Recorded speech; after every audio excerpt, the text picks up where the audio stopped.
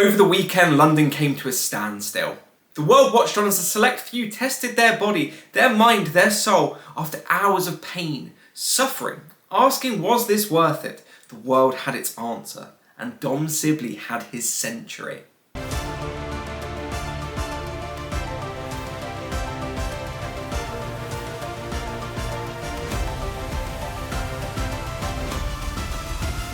It took Dom Sibley 395 minutes to reach his ton, which means that if you watched every ball, you really need to get a life. In contrast, Sebastian Sawe finished his record-breaking marathon in a mere 1 hour, 59 minutes and 30 seconds. Now, it's hard to say which moment will have greater cultural impact, but we probably can guess which one Rob Key would pick to open the batting. Look, it's imperative that you know that Emilio Gay must play for England.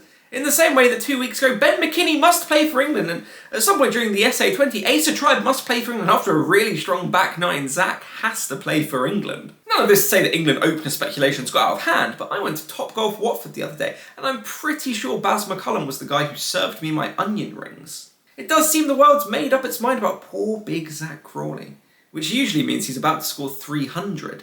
We hope in this hour of difficulty he's doing what he does best, surrounding himself with Chinese proverbs. Confucius once said, "It does not matter how slowly you go, as long as you don't stop."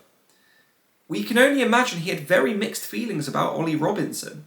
Speaking of test cap trundlers, a new bombshell has entered the villa. What if you had a player who could keep, bat, take the new ball, all while retaining a fantastic facial bone structure and a beautiful head of hair without the help of an advanced hair studio? When your parents sat you down, no doubt after a particularly pitiful attempt at sport or classical music, they would have told you, look, no one's got it all. You can't do everything.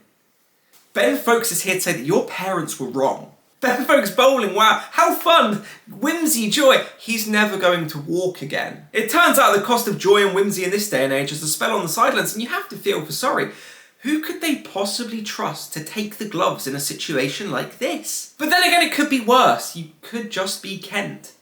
Now, I'm not saying this is rock bottom, but the next time you see the Faith Healer, they might be opening the batting. If we're being miserable, and believe you me we are, Essex had a taste of every young man's nightmare, not the one where your hands are feet. She left you. She left you and she's doing well. Look, who's to say whether it's worse, seeing an Instagram post where the light's in their eyes, the light is back in their eyes, the light that you didn't see for months, or Dan Lawrence gets a ton and is on a hat-trick. You can't really say. Of course we're going to end on a happy note. Joe Root out in the 90s. Ben Duckett out in the 90s. You can practically smell the paywall of international cricket. I've been Daniel J. Booth, and next week I probably still will be. Probably.